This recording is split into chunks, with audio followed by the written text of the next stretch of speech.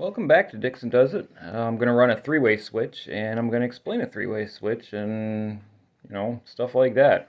If you don't know what a three-way switch is, you've seen them before. There's a switch at the bottom of the stairs and a switch at the top of the stairs, and they both turn the light on and off. So that's called a three-way switch. It doesn't go three ways. It only goes one way, but it ends up doing one thing with two things. I don't know where the three comes in. Don't ask me. I didn't make it up.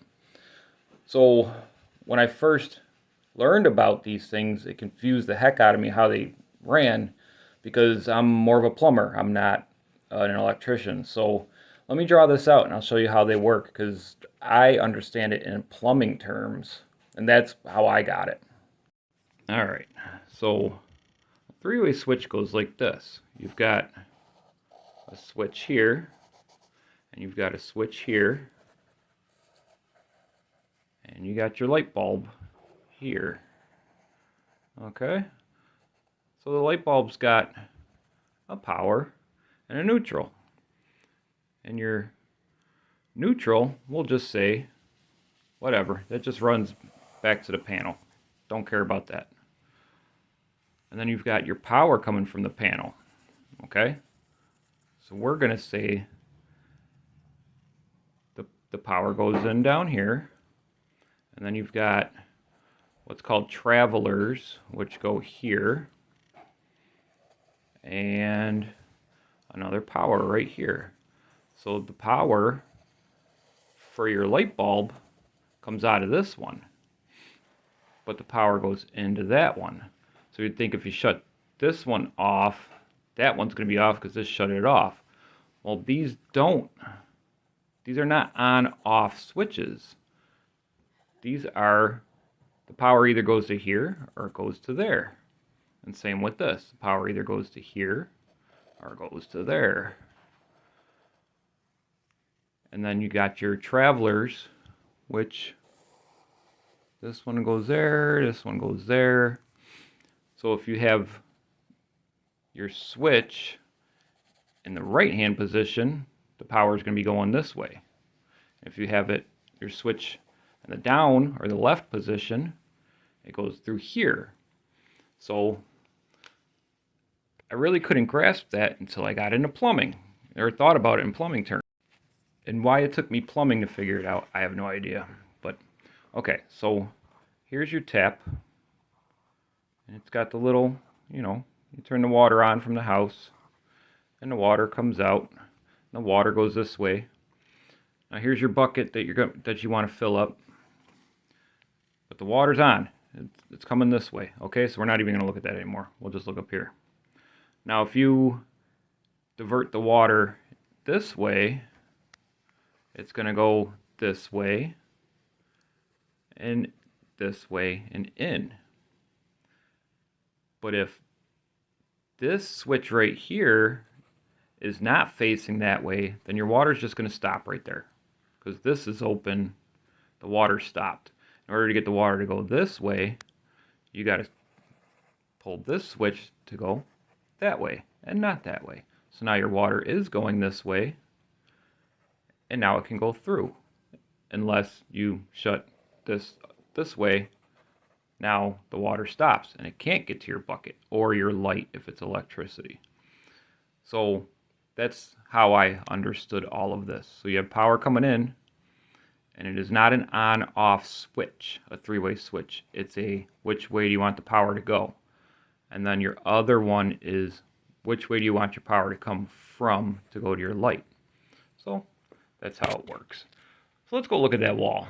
All right, so you remember the diagram here where the power came in and then jumps over to here and then jumps into there. Well, typically you'll have your stairs and you got your light, or not your light, sorry, your switch down there, your switch at the top, and your light bulbs up here. You would run your power down to here, and then your power back up to here, and then your power up to here.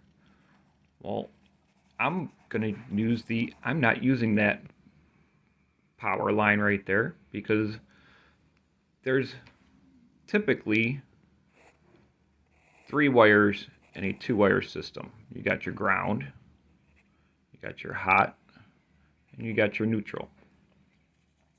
Well, remember when we look back at here, the neutral runs straight from the panel. Your switches have nothing to do with neutral. You're not running a neutral down here. You still need a ground because you want to ground your boxes. You don't want anyone getting zapped. But you don't need a neutral coming all the way down here. So instead of your typical 2-wire setup, they call it 2-wire because 2-wire with ground. There's also what's called a 3-wire system, which comes with your neutral, which is white, your hot wire, which is typically black, your ground wire, which is typically green, and a red wire. And the red wire is what you would use in this system. You would use a red and a black. Red is also designated as a hot wire. Or if it's thinner, you could use it to run daisy chain your smoke detectors so they're all hooked together. But that's not what we're talking about here. So what we're going to talk about is using a 3-wire with ground to run down here and not have to run an extra wire all the way down. We're only going to run one. So how are we going to do that? Well, let's get this piece of paper here. So I've got my box downstairs. We've got the power in and the 2 travelers, which are the ones that go from switch to switch, box to box. And then we've got, well, we'll put it up here, our power out, and then our 2 travelers. We've got our light switch, or our light, sorry. Man, I am not thinking well today. With the hot and a neutral. Well, if we came over to our light with our 2-wire, I'm not going to draw the ground on here, okay? So there's our 2-wire. We're going to use blue for the white. We're going to use red. Oh, sorry, not red for the red. We use pencil for black. Okay. So this is coming from the panel over to light. And you'll have to use a bigger box in your ceiling because you're going to have some wire nuts in here. So the neutral just goes there. Neutral, done. Okay. So now we've got this power wire, but we can't just hook it up to the light. The light's always going to be on. So what are we going to do with that? Well, we're going to run a 3-wire down. So the 3-wire, our power comes right here. We're going to hook up a 3-wire. I think I already said that, but we're going to have our red to red.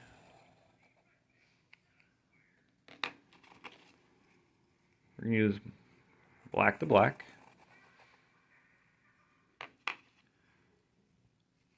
And we're going to use, what was I using for white?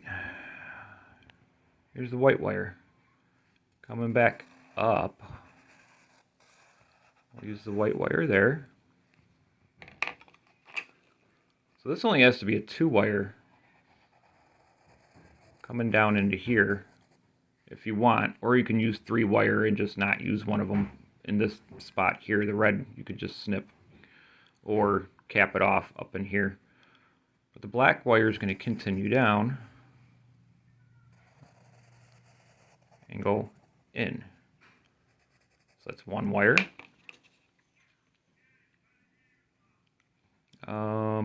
You'll have to use blue here. Look, you only need 3 wire coming down. And then when you get up here, you want to use black tape. Where'd my black go? There it is. Use black tape and wrap it around to designate that white wire as a hot wire. So if somebody goes in this box and they see a white wire, they're going to think, oh, that's a neutral, and use it as a neutral if they wanted to jump power to something else. You don't want that to happen because then they're going to wonder why their wire's hot and not neutral, and they're going to keep blowing breakers. So use electrical tape, wrap it around your white wire, call it a black wire, and go into your light. So now your power comes down all the way down because you've got 3 wires between here. This is a box, remember, so you could come down with 14.2 Romex into your box and then go 3 wire straight down into here. Done. That's what I'm going to do. I don't know. Does that make sense to you guys? If not, don't worry about it. It doesn't make sense to me either. Alright, so if you notice in a previous video, we had wires coming down, and that was the 3-way switch that came from upstairs. And it was over here. We don't want it over there. So we're going to move it. It's over there where that blue box is. In order to see what's going on, we got to get up and make some holes. So your camera is your best friend because you can't get your head up there. But you can get your camera up there. You can see what's going on. So these wires come down from way over there. We're going to cap those off in the ceiling up here.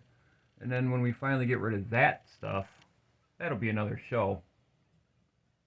That'll just be dead in the ceiling. And the other one comes over there.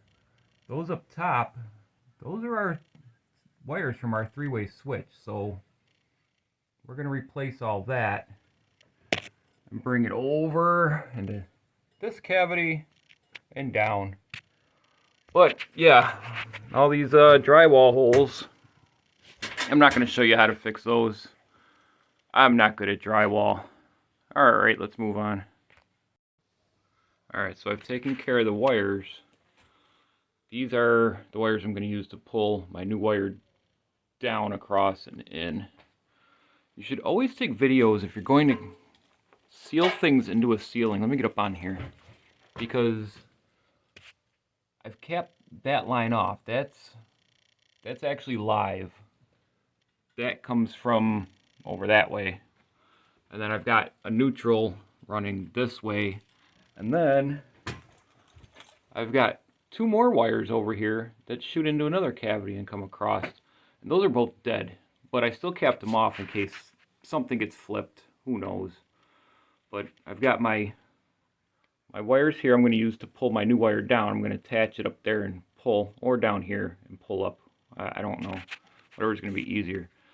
But now I know that I've got this video. I can always look back on it. And you don't have to post it to YouTube. You can just save it for yourself. But I know that when I redo the knob and tube running from the back of the house to the kitchen, it's going to tie off and come this way. I'm going to say, where does that go?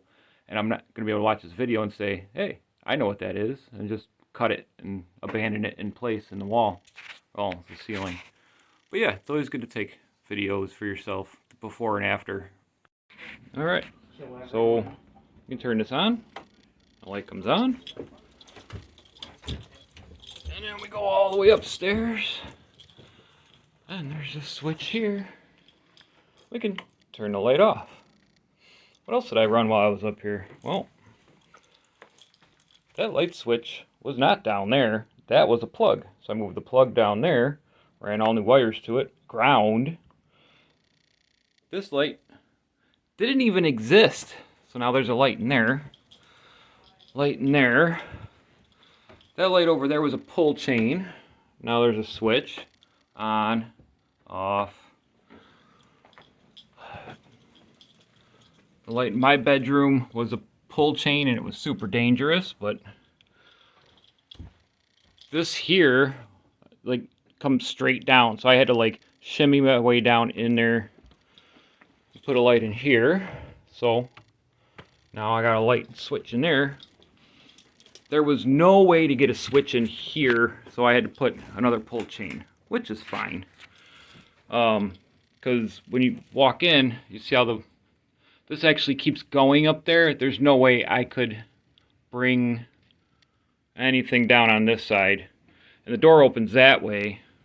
So I could have swapped the door to open this way, but then it would be coming over here to where the closet is. And this is a spare bedroom. I put a pull chain. Look, spare bedroom's all set up for people to stay in. Until I clean up the mess. Alright. There's no outlet in here whatsoever, so the the pull chain has, I'll cover up the light so you guys can see, the pull chain has that thing there. So if they wanted to plug something in. But there's an outlet on the other side of this wall in the younger child's room. And I'm not even going to go over there. I'm just going to, I'm going to switch that out. And then I'm going to daisy chain it to this side of the wall and have 2 plugs there. And then up in the ceiling, I have 1 run coming in to light all of this, and that's way too much on there. So I'm going to run 2 home runs straight back to the panel. What's on there now doesn't even have a ground, so I'm going to, put a ground on there, make everything safe. And I guess that's it.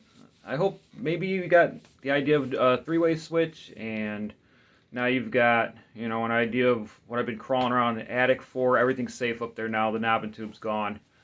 And in that wall, the knob and tube's gone. So, nothing's going to burn down. Now I can get some insulation in the ceiling. Maybe keep some heat in this house. All right, fix and does it. Peace out.